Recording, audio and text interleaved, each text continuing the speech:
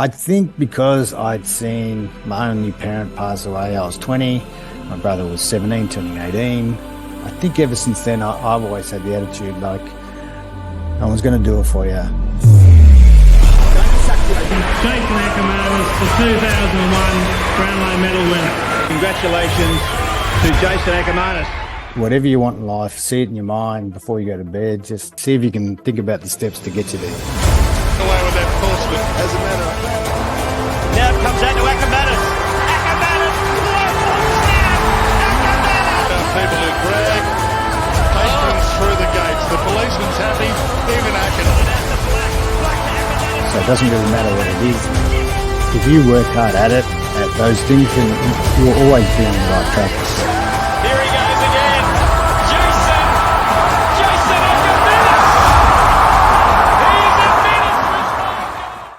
He's a This podcast is set out for anyone that's ready to make change in their life. It's all about inspiration, education, inspirational stories, diving deep into the journeys of people who've got incredible entrepreneurial journey. People that are out there making stuff happen. They're inspiring people all around the world. Okay, everybody, welcome to this week's episode of the One Shot Movement podcast, where we dive deep into the stories of entrepreneurs, business people, sports stars, anyone out there making it happen. Today we have a phenomenal guest. He is AFL, Australian Football League royalty. He's a Brownlow Medalist, which means for those international guests, won the league best award. He played in 3 premierships or championships if you're in America, 324 games, 4 times in the best team of the year, all Australian, multiple best and fairest, multiple leading goal kicker, and he played across 2 clubs, predominantly with the Brisbane Lions. But welcome to the episode, Jason Akermanis. Yes, g'day. Hello, everyone out there. And thanks, Schultz. Yeah, it's pretty crazy.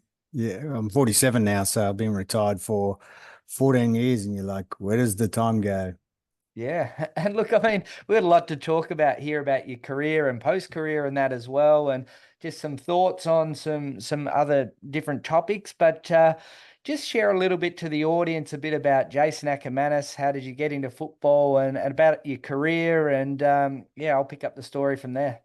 Yeah, so when I was born in a little town called Mildura. My mum was down there. She's actually from Brisbane, and she was down for picking. She just got married, so she went down there for a little bit of spare cash. Anyway, she had me in 77, and then my younger brother was born a few years later, Rory, who's a police officer now, Retardo as I call him. So me, Retardo, and Mum, there was no dad around because that had not worked out for Mum. So, yeah, I was hyperactive. So the doctor said, Shana, that's my mum, get him into sport. So I did athletics at 5, and then by 7 I was doing footy. And footy was good. I started there at South Mildura Footy Club, which is quite famous for the Waitmans. It's the Richmond area back then. And then Mum decided, which was awesome, that we should move back to her hometown, which is Brisbane, where all her family was and our family is. So we came back, and I just kept playing footy. I lived around the corner at a place called Albion from Main Footy Club, which was then back there. It was just around the corner, but it was a huge club. And played with them all the way through, sort of under 10s, all the way up. When I was 15, I nearly died. I had a really bad accident. So I had a blood clot in my brain. So I had the whole year off footy. It was sort of just before footy season. But it turned out to be probably a really good thing, because that year off, I didn't get burnt out. I was re-energized once I was able to go back and play, which I did the next year. I sort of went under 16s. I started playing seniors, mainly in the reserves. Then I made the Queensland team the following year as a 16-year-old, that next year. And then the following year after that, obviously made it again. I trained with the Bears back then for the pre-season. There was a guy called Nathan Buckley who was there at the club at the time, and we had a lot of really talented players. And then the following year, I went to Perth, played in the carnival. Back then, it's called something completely different. But back then we were only 17s, not 18s, and played really well. So well that I got an All-Australian jumper, which is pretty rare for a Queensland kid.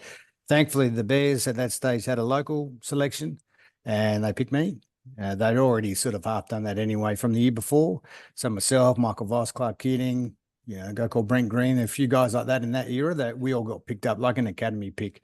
And that's how I got into the Bears. We became the Lions a few years later, and really the coaches didn't quite understand me, probably because, with ADHD, you're not really kind of focusing well and you're really hyperactive and lucky for sport, I'd say.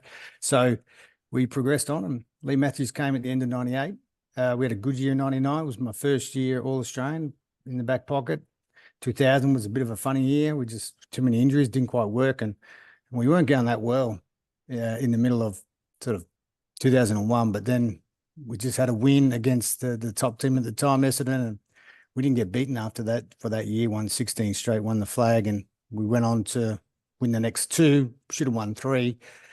We should have been four-time champion, to be honest. If it wasn't for Andrew Demetriou in the AFL, we would have been. But yeah, it didn't quite work out. Went to the Bulldogs, finished up, did some coaching, foreign exchange, and then eventually decided to move from Melbourne, where I was, to Albury, and did all that, which is kind of good because now I'm in probably the world's biggest crypto called Zoocoins, which is awesome, and AR called Zoocaz, and then came home, got my full license. So now I'm a real estate principal. I tried to get in the AFL, but no one would give me a job. So that's why I'm not coaching.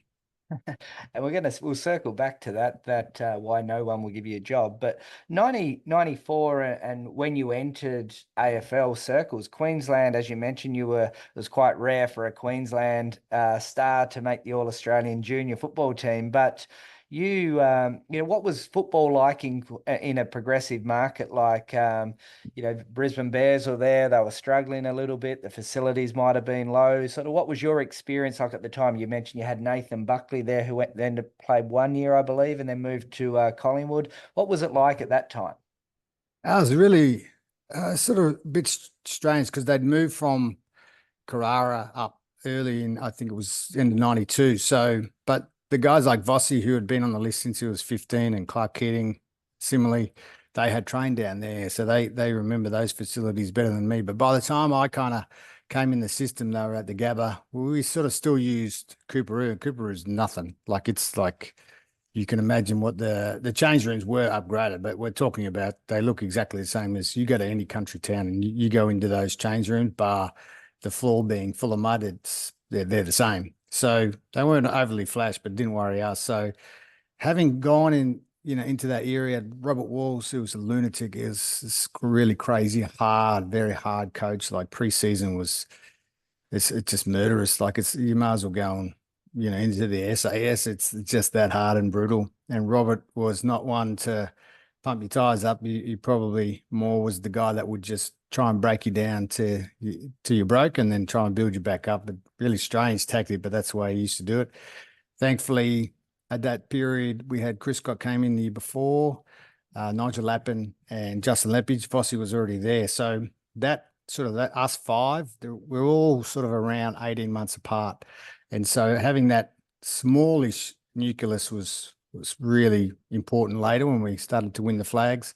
But I had great mentors. I had Michael McLean, I had Gilbert McAdam, I had Andrew Buse, who were much older and were finishing their career. Craig Lambert, super players.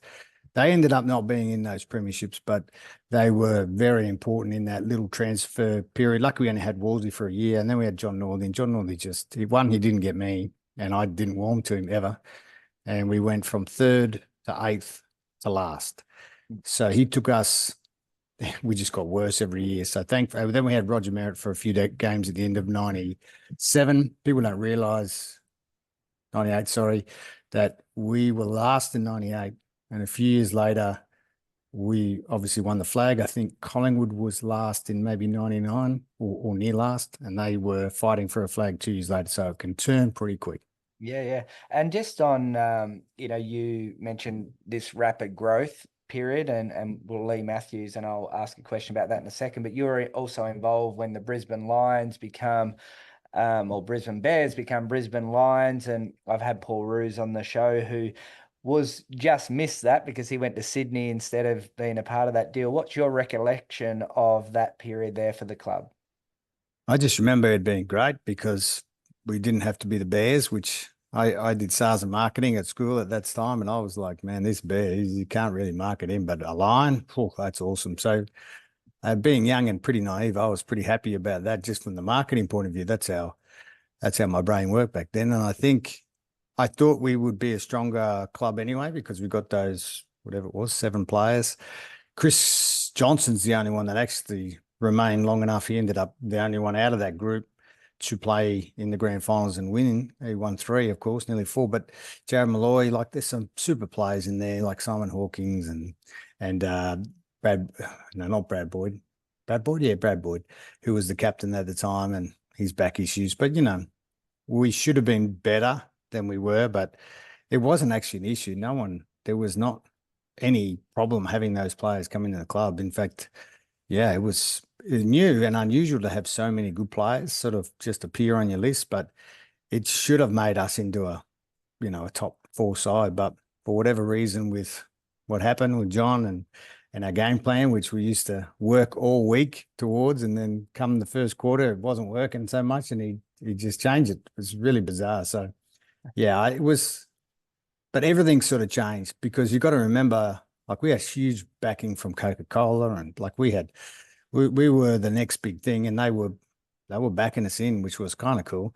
The Gabba, of course, got rid of the track, and all these things had changed just sort of those years before, and it was still getting upgraded. If you can remember, not only the old dog track, but as they expanded out, they had that. If you looked at the screen, sort of the rider screen, which is the city end, that old grandstand now, which is, I think, up in Cairns, but how that had to be redone. And that's our rooms, which are now where they come out of just near the goals at the sort of city end, were over underneath the social club. When, they used to have the cricketers club over there. It looked like something out of the Caribbean. It's wonderful. So that's all gone, all changed. So yeah, it was a big transition, but everyone worked. We all worked. I went to school and then did some work, and after work we'd go and train. So 3 or 4, we'd have to get off early and go train, and that's the way it was. Yeah, and with I guess you moved on after that, and things happened really quickly. Lee Matthews come in as a coach. I want you to just talk a little bit about building, I guess, whether the foundations were already there because you had that nucleus. What was it, the master of Lee Matthews? What were some of the key pillars? Because you look at AFL clubs and, like Essendon, for example, the club that I support, they haven't won a final for like 20 odd years, and you've got clubs that haven't won premierships for 30 or so years. What did you see and feel at the time? Was it the fact that there was generational players like yourself and Michael Voss and Lepic and all those type of guys coming through together? Or was it Lee Matthews did something that really changed it all? What do you think it was? Yeah, it was a few things. So it was all those things, but not one of those things. So when Lee came, the biggest part that changed was the off-field staff. And that was the beauty. Not only was Lee credentialed, like he'd won a flag, obviously, with Collingwood, he'd been multiple amazing player with Hawthorn. We all knew that. But because it was so bad and the place was pretty divided, for Lee, it would have been great to coach, because we were like, tell us how high to jump and we'll jump. Like, we're just ready. And he really unified it, because he's pretty simple, Lee, like the way he explains stuff and what he needs. It's really not that complex. And I think all those little groups that were sort of separate, that just stopped, and that created instant harmony. But the real benefit of Lee, he brought in a guy called Peter Stanton as a physio, a guy called Victor Popov. They were Olympic standard, sorry about that, Olympic standard physios. Then you've got 2 doctors. One's still there, actually, Paul McConnell, a guy called Andrew Smith, who's ex. Can you hear that? No, you can't. Yeah. So, yeah, ex sport doctors, but really, really clever. And once that sort of came in, the off-field, and then Phil Jauncey was the other big one. So Phil had been there with Robert Walls, and he didn't use him much, and he wasn't really involved. John Northey didn't use him. But for whatever reason, when Lee came, he got talking to Phil, and Phil, I think, just, I don't know, convinced him that he needed to do more with the sports psych stuff. And Phil, after that, was very involved. So those things is what absolutely changed. Plus, right at 99 was when the game actually went professional. I don't think many guys did do part-time work, but that really stopped after that. And a lot of guys who were going to uni couldn't really, they have to do like one bloody subject a semester. It would have taken them 25 years to do their degree. So that all changed. But then the last thing I will say out of that, which no one could really know, we got Martin Pike came over from where was he at the time? He was at North Melbourne. He was a huge inclusion. Mel Michael came. We traded him for the big D9, Jared Malloy, which really, really helped us. Lepper, myself, Chris Johnson, Darryl White went to the back line. And then we were all forwards, which is crazy. So that was the genius in that. But we picked up in that 1 year Luke Power, Simon Black, Jamie Sharman, Richard Hadley, Desi Headland within those 2 years. So that's what changed. So that was good luck because all those players, you had that really young group, then you had us. So by the time 2001 came, I was 24 and won the Brownlow, won the flag. So all those other guys who were around my age were in their prime as well. So, Chris Scott, Nigel Lappin, Just Lepich, Michael Voss. So, and then the other younger players, Blackie and all that, were just behind us. They weren't that much younger, 2 or 3 years. So that all worked together. And it wasn't one thing, it was all those things. But the real change was if we didn't have lead, make all those changes, then none of that would have happened. And you won 3 premierships through that sort of 4-year period. You should have won 4, as you said, but they were all a little bit different. Like the Bombers, you sort of, it wouldn't have been in your eyes, but perception might have been that you come from nowhere, even though you won 16 games in a row.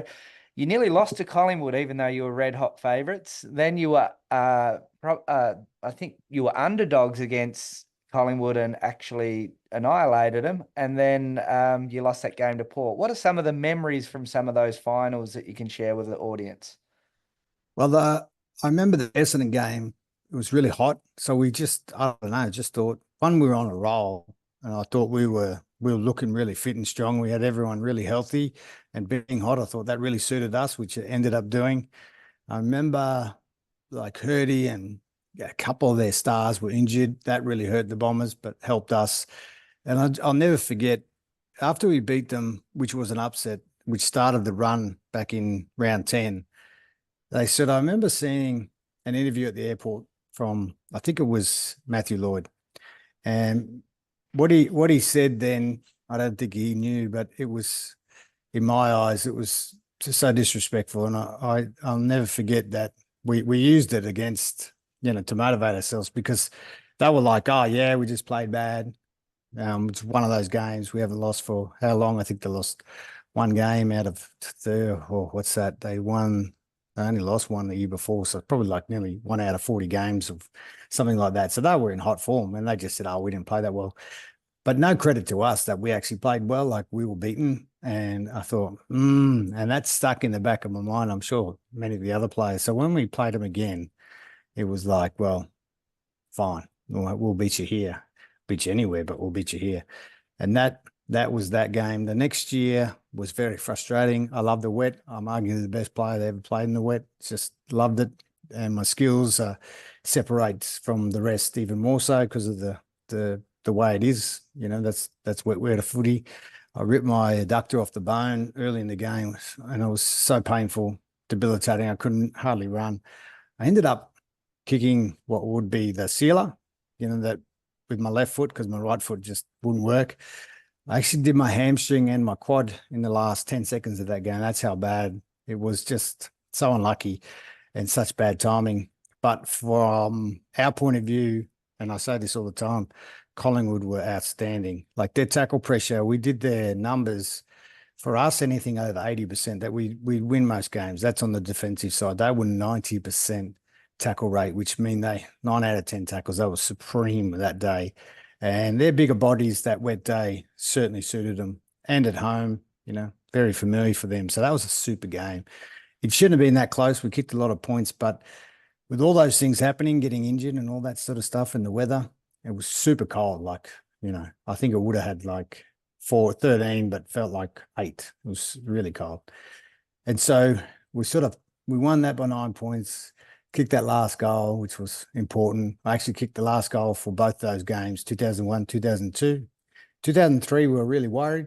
We were pretty relaxed though, like just in the lead up, but we were concerned because they were a bit younger, so we thought they were a bit quicker and give us more of an issue. But in the end, they just made a lot of errors early, and we capitalised. Like Lynchy tried to centre it after Shaw just sort of fumbled it, and it went through for a goal. Like it would just look like it was going our way, and we kind of got on top early. And I kicked 5 goals, 2, and I missed a couple of sitters. One hit the post. Oh, one was touched on the line, and one just, I don't know how I missed that one. Be a bit different if I kicked 7 goals instead of 5, but it was a good game. That was my best grand final as I played, like playing like as an individual. Simon Black gets 37 touches, 39 touches, sets a record.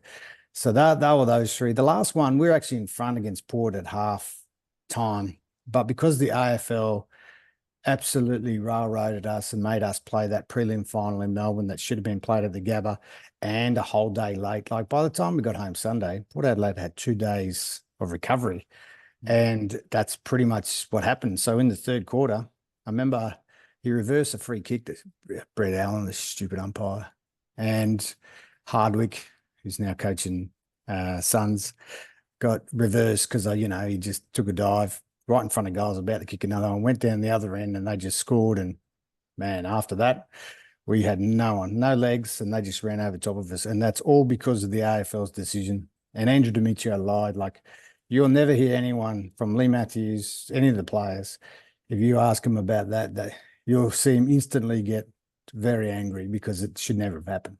And that's my memories. Mm. And just, I always think and obviously didn't play football at anywhere near the level you did, but I played in a couple of winning grand finals, and I always think about the losing grand final and the what ifs around that more than the celebrations of the winning grand finals. Does that come back to grind away? It seems, that, a few things didn't go your way and you should have probably won. But do you think about that game more than the others, or what's your thoughts on that?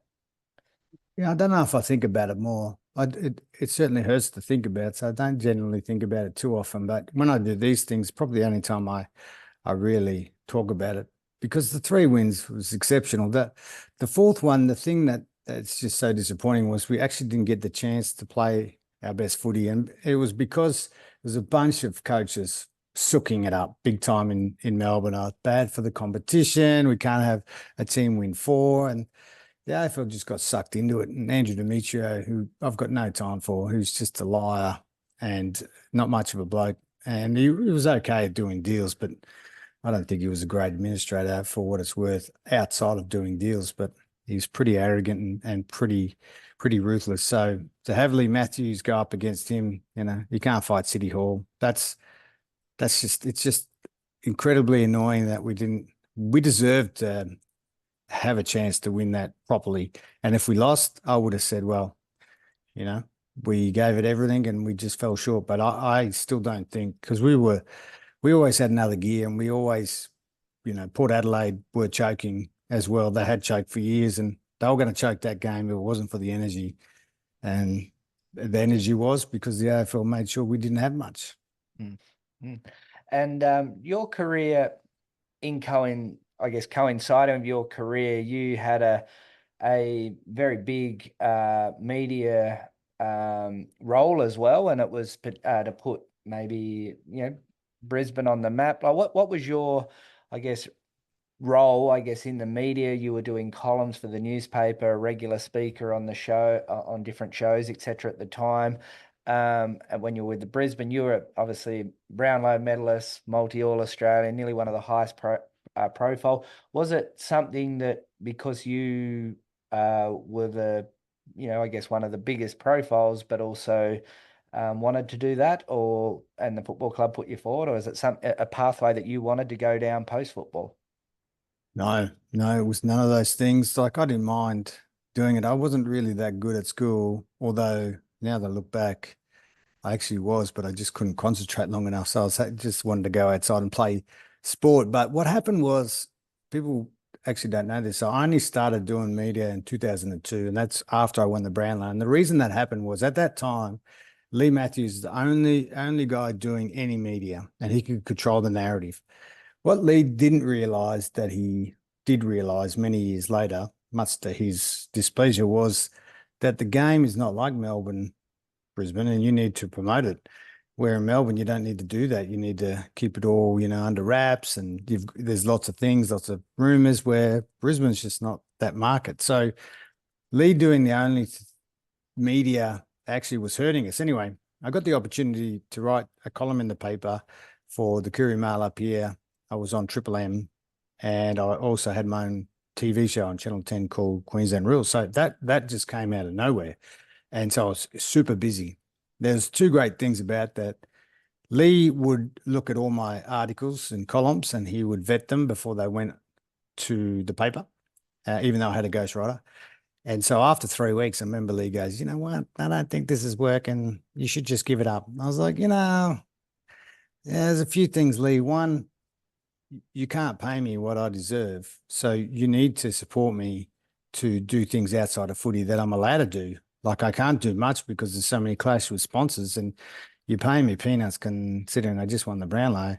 And I was pretty much paid okay, but nowhere near what you would get paid, well, you should have got paid at any other team, because we had such a great team. We had to pay everyone, and we ended up having salary cap problems so bad that we had to take pay cuts. So I was still not on great money, and then I had to take pay cuts to get us to that fourth grand final. So, but what that did was, Lee started to realize, holy Jesus, you got blonde hair talking about footy, and all of a sudden the crowds were winning, but the crowds were just packed out.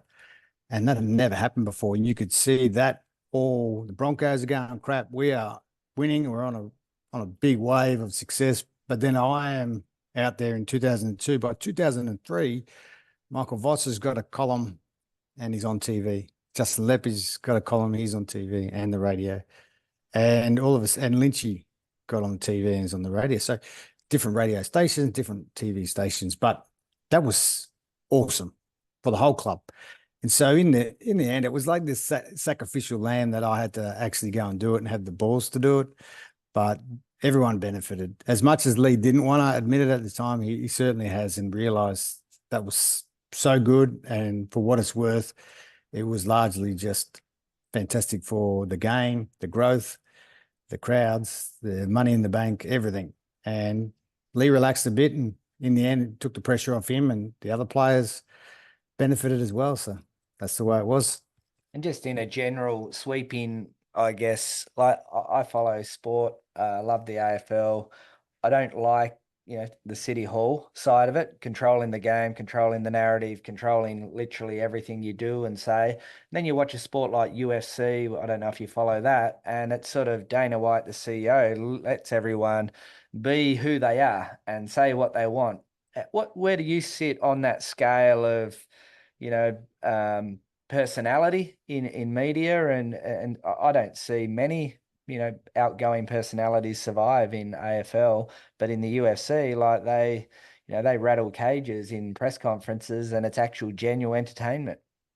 Yeah. Well, the UFC is at the brutal end of entertainment. You're going to watch someone get knocked out, nearly killed. So it's where Australian rules footy, you could nearly get killed, but we used to love the heavy hits and all that, and they've really taken a lot of that out. It's still very hard to play, and the collisions are still super quick, and they hurt.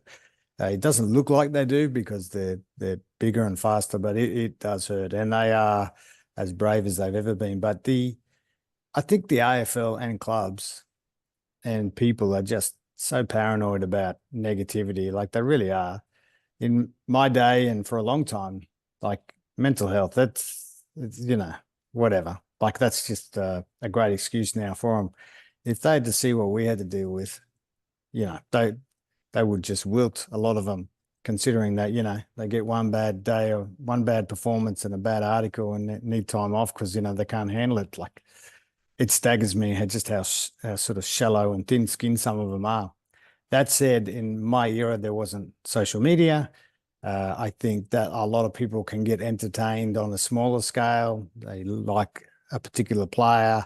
Like in my era, you couldn't really get access to those guys. or everyone like you can now. You really had your choice. Like, so when you're like me and you're out in the press or you're in the spotlight, you're only looking at me and Vossi and Lepe and our club, and then of course Wayne Carey and all the guys around the country. That they're all the people you're seeing. So it may look like my personality being big or entertaining or not, or infamous would be, it looks like I was the last of the characters. While I still think they're there, the difference is they don't need to be doing what I did because they do have platforms. But now, you can get access to them and you can watch them on their public profile, what they're doing. And that's really cool. And that's all they want to do. And would have been great for my supporters. And, at least they generally like you and they're not going to give you too much hate and blowback. So it's all changed. Yeah.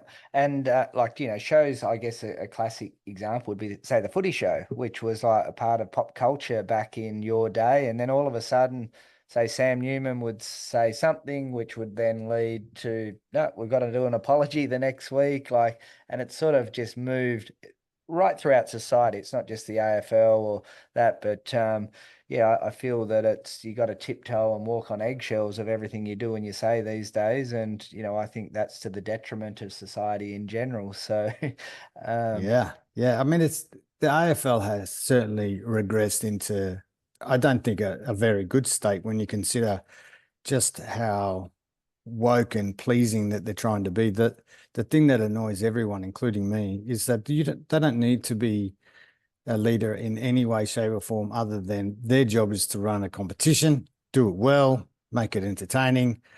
You got broadcast rights, look after your players, all the things. That's all they need to worry about. The crap they go on with, whether it was The Voice or gay rights and all this rubbish, just my advice has always been to them, that's not your job.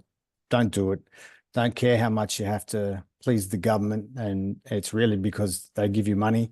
Don't sell your soul for that rubbish because it is absolute shit, really. And they shouldn't be doing it. And once they will realize, I'm sure. But even now with the quotas, like, women, Indigenous, like, how about whatever happened to just being the best choices get the jobs? That would be the way it's always been.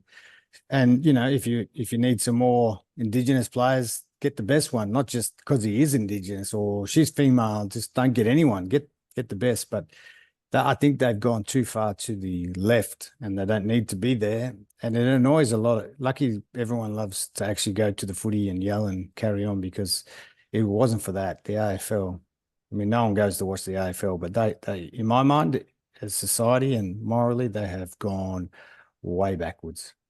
Well said. And it is just common sense. Get the best, be the best, and the results will happen. So when you moved 77 games to end up playing for the Bulldogs, but when you moved from the Brisbane Lions to the Bulldogs, was you at that point where it was, I've got one big contract left, and we're paying everyone else and I want to get one big contract? What was sort of some of the dynamics around you? You just wanted to change. You could see the rise of the Bulldogs at the time. What were some of the reasons for your decision to move there as a really high profile player? That's a great question. So what happened was, in my mind, one, Lee was not coaching as well as he was. He seemed to be doing a lot of lunches and breakfasts. He just wasn't there. I don't think he was as focused as he should have been. That was the first thing. Two, their team was going backwards. I couldn't see them being successful or anywhere near competitive. And I was like, well, I don't want to be part of a rubbish team in a rubbish club if that's what it's going to be. I think the other part was I was 30, and you're right. Like I had not a lot of bargaining power left. In fact, when I went to the Bulldogs, that's the highest money I ever got paid to be a AFL player, which was $450,000, which is really not that much if you think about it. And it's not that much even in, like you talk about that era or this era, for what it's worth being the player I was. Like, had I been 6'6", I would have got paid millions more. That's just how stupid it is, let alone how good you have to be my size, which is generally, undersized and underweight. I think the Bulldogs, because I was doing so much media, I just naturally thought that I would end up in Melbourne anyway, because there's more media jobs there, there's more teams, so I would have to go there. at the end of my career. So I thought, well, might as well do it now, during it, and try and build on that when I retire. So that was the reason. The Bulldogs and Essendon were the two teams that were pretty serious. Essendon had 2 years. They were 400,000, so 50,000 short.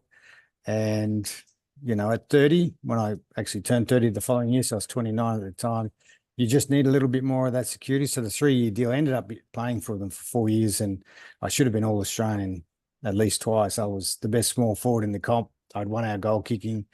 We went to 3 prelims in that era. So it wasn't like they were on the up. The first year I was there, we were just not so good, but after that we were super. So it was the right decision. And if you talk to Rodney Eade, the best team he said he ever coached was the 2009 team. And we got beaten by St Kilda, and had they had what they have in today, that last goal which Revolt kicked was touched, and they didn't review it because they had no reviews back then. And then I think I got done for deliberately kicking out, which I kicked it about 55 meters up the field, and it slowly but surely just dribbled out of bounds, and they called that on me, and they went back down and scored. Like, just all that shit that just, was so close. It was really unlucky in the end, but that was the best decision at the time. Maybe the only other thing I'd change, which didn't happen at that stage, would come back to Brisbane after 2009. That's what I probably should have done, but maybe I'd done too much damage. I think Vossi was the coach, so probably unlikely to happen. And your time, I've heard you talk about at the Bulldogs, they had, bringing in these external consultants and so on like that. And clubs, it was a bit of a hot trend and a hot phase at the time to bring in these, new age concepts. Yeah, leading teams. Yeah, leading teams it was called. Yeah, and we saw another example at the Adelaide Crows many years later that, would become a debacle. What's your thoughts around that concept in general, and your experiences across your journey in AFL? Well, it was pretty simple to me. Like, once they brought that in, leading teams, I just thought it was pop psychology. The problem for them, as in that particular program, that I don't think they saw, was Brisbane's actually had a proper, legitimate psychologist with 60 years experience, and has a model that has been working, for the last 20 years through, Queensland State of Origin teams and Broncos teams and just success everywhere, Australian cricket. That's a proper model. Their model was not a proper model. In fact, I disliked it immensely, not because it just didn't do anything that Phil Jauncey's model was doing. And what I mean by that is, like, their basic premises for feedback was, well, there's a group of 4, there's 5 of them, one person from each comes out, and they tell you what they think of you. Stop doing, start doing, and keep doing. And that feedback might come from someone hidden in that group, but that comes from that player sitting in front of you. It was the greatest load of shit I've ever seen. I had Bill Davern, who was just a wanker, he was Triathlete Australia, thought he was something, he was nothing. And him and a few other players in those meetings, they just made fools of themselves and giving me feedback that was unjustified. And it caused me a lot of grief. In fact, so much so that it turned me off the club and the players. It turned me against them, because I just did not see, they didn't understand, because I didn't have a platform to tell them what I'm like, where at the Lions, at least, they had seen me come through. They had seen me as a lunatic, ADHD kid coming through who's hyperactive. They saw my mum pass away in 97. Like, they'd been through that journey. So, they have an understanding and probably tolerance for who I was, where when you're 30 and you go to the Bulldogs as a 3-time premiership player, a Brownlow medalist, you have no faults. You can't be anything other than, perfect. And that was the biggest difference. And that caused a lot of problems. And in the end, I wrote a column about it, and that pretty much stopped it at our club. I know it worked for Geelong, At the same time, the team that come last, when Geelong won using that particular program, Melbourne were using it, they came last.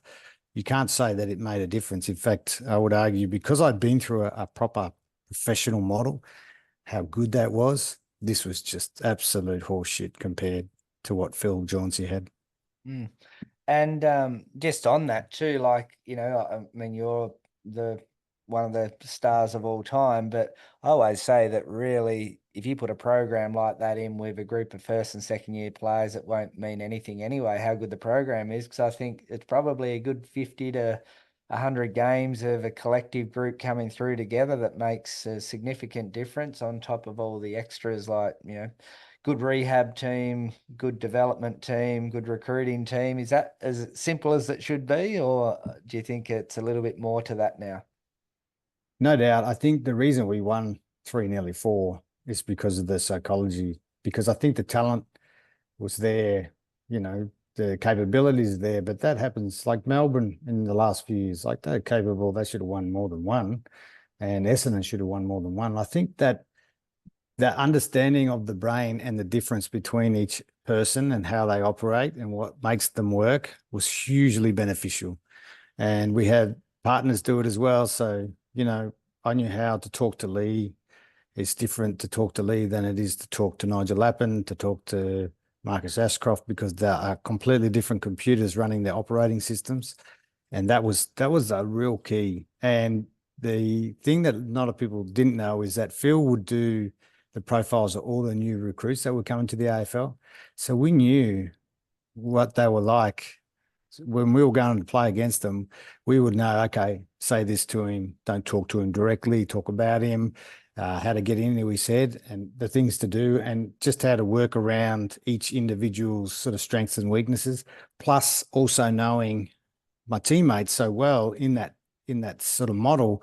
Then I also knew, okay, I understand why he's behaving like that. And that just takes out a whole lot of frustration and pain of dealing with some people. You go, why isn't Nigel Laffin talking to me? What's wrong with him? Why doesn't he say anything to me when I say hello? Like, why is it so hard for Chris Scott just to have a general chit chat? Like, if I didn't have that training, I wouldn't have known that that's what they need. Don't, Lepper and Mel Michael would say the stupidest jokes before the game, but if they didn't do that, I knew and they knew they weren't ready to play, because they only need to switch on once the game's there. Anything before that, they were going to play like rubbish. When Nigel Lappin would sit there in the corner, don't talk to him, just let him brood. He's going to overthink it, as he always does, but that's okay because it works for him. If you don't know that stuff, nothing of that leading teams, nothing of that bullshit. That's why it didn't work, because it's just sort of, I don't know, it's just airy-fairy. It doesn't really do anything. And feedback is, I needed therapy after the feedback because it was so bad and so poorly run. Well said. And you mentioned at the start, you thought there'd be an opportunity for coaching, that there hasn't. You had a big media career, but that is not the same as what it once was. You might get a little bit here and there. What about like the game in general? Like I think, how many games have been lost through poor kicking, and you've got someone like yourself who's probably one of the greatest kicks and most accurate kicks of all time, but you're not coaching that. But you also see that goal kicking now is, the sports science team stop them from kicking, having as many shots at goal. And I always get highly frustrated on someone kicks a goal and then they run off to the boundary line. And I've always just sat there and gone, when I've kicked a goal in a game of football, I was ready to kick the second one straight after. Like, what's your take on that? Yeah, they had the sports scientists, I don't think, have made playing or being a player better. They've just got themselves more money by saying that they're important, because even this year, like even on the weekend, I was so frustrated at the Brisbane Lions. There's a few reasons I'm frustrated at the Brisbane Lions. Money, obviously, it's costing them games now. They're missing set shots. But I know, because there's actually a way to take it to set shot. There's actually legitimate, proper technique, like a golf swing. Like, there's a way you're supposed to do it. I know what that is because I have a degree in coaching, but I actually know, one, how to kick a goal, two, how to teach it. And mainly I do teach it to younger clients, like one-on-one stuff for younger kids who need to work on their kicking. And I said to Dale Morris, who's a great mate of mine, we were best mates at the Bulldogs, and he's a coach up here. I said, mate, I have been sitting here for 4 years, and I am one of the few guys in Australia that can teach kicking, and I'm one of the only ones that actually can teach set shot goal kicking. I said, and your club has not once rung, text, give us a shout out just to reach out, see if I'd come and teach you. I'd do it for free. I said, it's because the egos that are in there at the moment, a few of them who are assistant coaches, that I have not been able to go in there. And that's, if these coaches think that they're for the team, they're not. Because of that, if they didn't have an ego and they were all for the team, I would have been there years ago, but I'm not. And that's the indictment. If you've got a great teacher here and you're not utilizing, when now it's costing you games, it's just incredibly annoying. Mm. Yeah, but even other clubs that could be reaching out to Jason Akermanis and saying, can you fix our kicking? You're a legend of the Brisbane Lions, so that's an obvious one. But, would you get back into coaching if somebody made the phone call?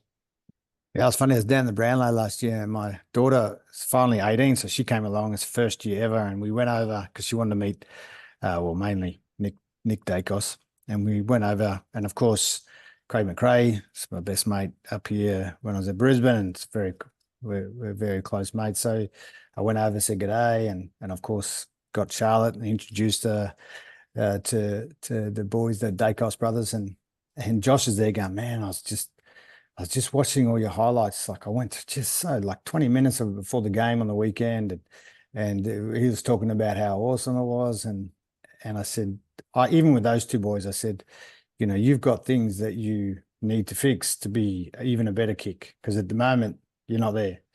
And they were like, can you come down? I said, look, I can, but you have to talk to Fly, and if they want to do that, then I'm sure we could work something out.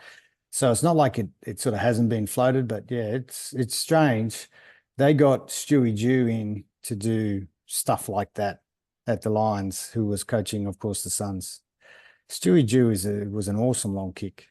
Didn't kick a set shot goal within anywhere. I can't remember. It was never a forward. He's a defender who kicked a long way. He did kick goals from set shots, but he's also like a Buddy Franklin. He's got a kick around the corner. And that's fine, but there's a real science and art to understanding how to kick goals and how to do it properly, of which I'm pretty sure I've got the knowledge to do, and they're getting these guys into work for them. So that's been very frustrating, very strange, but that's their decisions.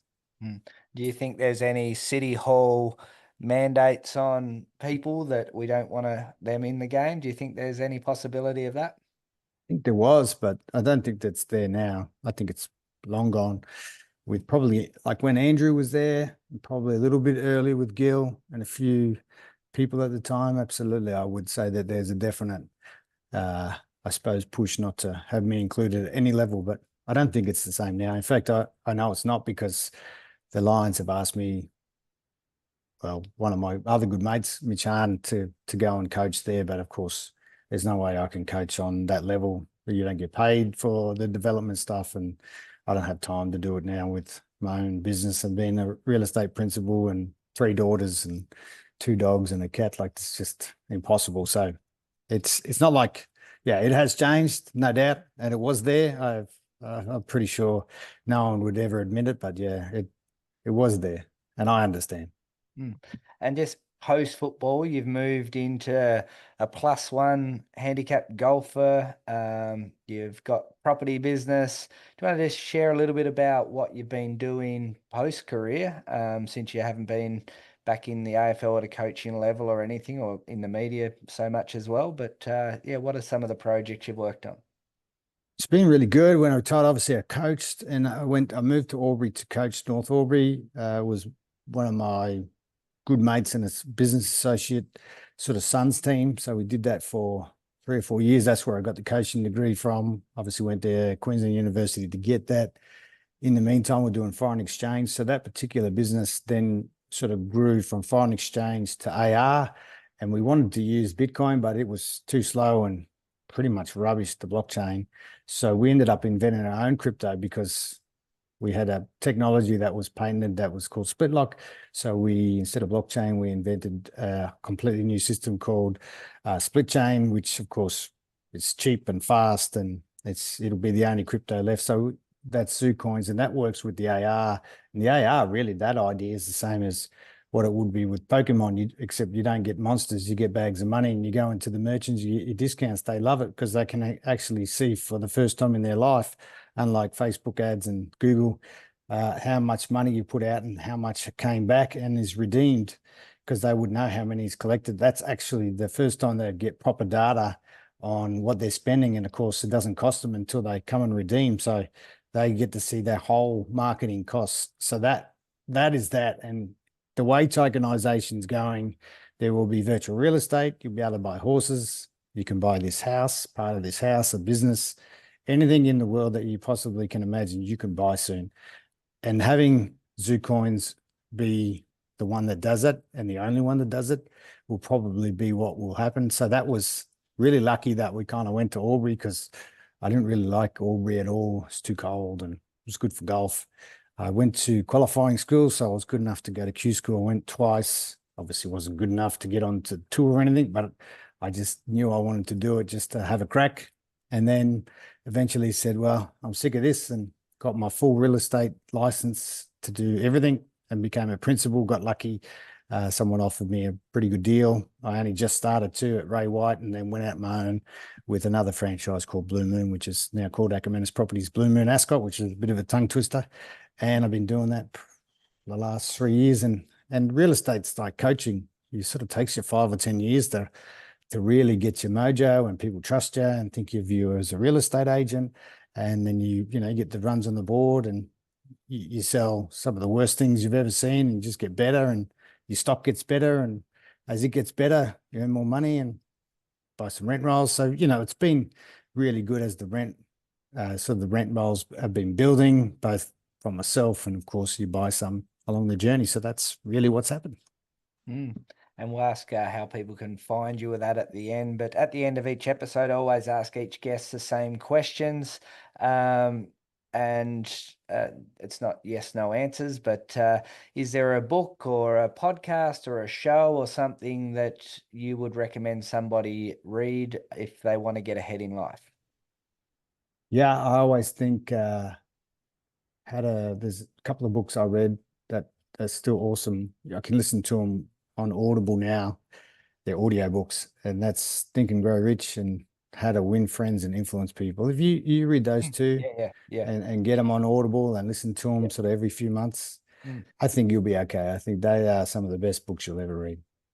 Well said. What about the best advice you've ever received?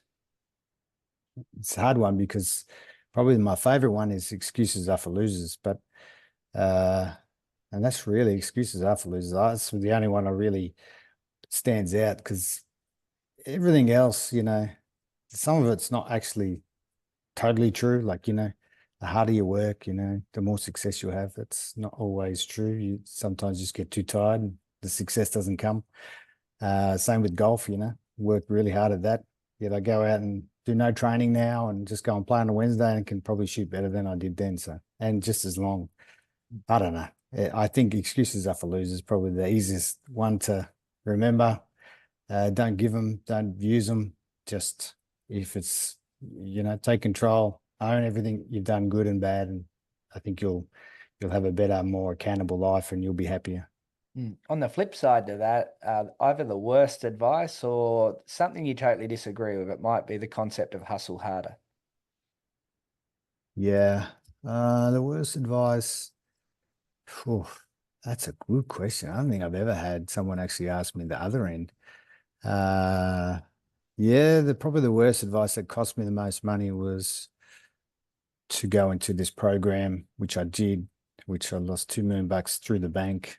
It was just shares, options trading, and and get a margin loan on top of it. That was the worst advice I've ever got financially. And I think it's the only regret I have is actually selling a couple of properties I had here, because in the end, I had 3 of them next to each other. And when I sold them, I made good money and all that, but now they're worth $4.5 million each. So you know, that's hindsight, but you gotta, if you play the long game, particularly in property, you'll be okay. Well said. What about you're 47 years old now, and can go back to 21-year-old self? What advice would you like to give yourself? Oh, plenty. I'd be a bit smarter with what I said in the media, and I would go and get that diagnosis of ADHD and probably get the medication, because it's been a life changer, game changer for me. I can now do contracts and sit down and do forms, and it's bloody magic, where I could never do that. I don't even know how I got through the online stuff. I did a degree and I did my real estate full license. I don't know how many times I was going to throw the computer, and I would just be so frustrated and really unhappy. But now that's different. So that would have been the first thing. I would have got better advice there. And then, yeah, I just would have not sold the things that I should have sold. And, everything else, did a big program out of the States after I retired, which I coached, that diet stuff. If I had known that when in my career, where I was always, every footballer at that stage would battle with their weight, now I can control it so easy and get leaner and bigger and stronger. And I just wish I knew that. That would be my advice. That's just knowledge. It really sucks that you can't play forever. Absolutely. And what about, this is a question ad hoc because it's only to you, the three best players you've played with and the three best players you've played against? Three best players I played with, you got Michael Voss, you got Simon Black. They're just accumulators, but Vossi could change the game, go forward, take marks, kick goals, where Blackie really wasn't like that. I had so many great players, like, even Alistair Lynch, probably not so much because he was much older, but he was a superb player to kick the ball to. Like, just amazing. You put it just to the advantage side, which I would. And I knew he didn't want to run that much because he was always tired, and he would make it work. He made me look like even it was a better kick. But then I played with Jonathan Brown, who was very similar. So, but then you've got Nigel Lappin, they're all Hall of Famers. So, yeah, take your pick. Good luck. But I would say, like, Vossi's definitely the best. But the others, you could argue to the cows come home. And the best players played against, I was lucky I played, obviously, Wayne Carey is a sensational player, best in the comp. And he was on 1.2 million back then, which is most of the cap. I played against a guy called Andrew McLeod. He was a very good player. Always rated him, but he probably just didn't have the motor, but he was a super player. And he's only 2 years older than me. And I did, you could throw a blanket over like James Hird. It's amazing till he had too many injuries at one point, but he captained me when I played for Australia against Ireland. That was awesome. So you're probably him. Chris Judd, I played on him. Didn't so much on James Hird, but I think those guys, yeah, not so much Ben Cousins or anything like that, but probably those guys I'd put in that top echelon of players. But there's so many. I'll probably get off here and go, oh, geez, I forgot such and such. I forgot that guy. Tony Lockett, Tony Lockett's in my era. Gary Ablett Senior, I played against, and Gary Ablett Junior. But of course, you don't play against them when they're kicking 17 goals or anything. So, yeah. But I played against and with some pretty amazing players when you think about it. And this podcast called the One Shot Movement Podcast, to empower people to make the most of their one shot at life. Somebody out there right now, they're sort of just sitting on the fence going, look, I'm just going through the motions. What would you say to that person to go out there, inspire them to make the most of their one shot at life? It's pretty funny because I got up this morning and went and played golf really early, like I do every Wednesday. And then I just happened to look on, I had a notification, and I had a look, and one of my good mates, a guy called Sam Landsberger, he died yesterday in a car crash. And Sam's dad, he's a doctor, he's our club doctor, a guy called Jake Landsberger, and I still talk to Jake every week, every couple of weeks. So we're very close, and I was very close with Sam, but he was a little kid growing up, and his dad's super smart and a doctor and being one of my close mates forever. But yeah, it was just a shock. And you kind of think he's only 35, and And I think because I'd seen my only parent pass away, I was 20, my brother was 17, turning 18. I think ever since then, I've always had the attitude like, no one's going to do it for you. Just whatever you want in life, see it in your mind before you go to bed, just dream about it and then see if you can think about the steps to get you there. So it doesn't really matter what it is to earn more money. So you get a side hustle or you get another job.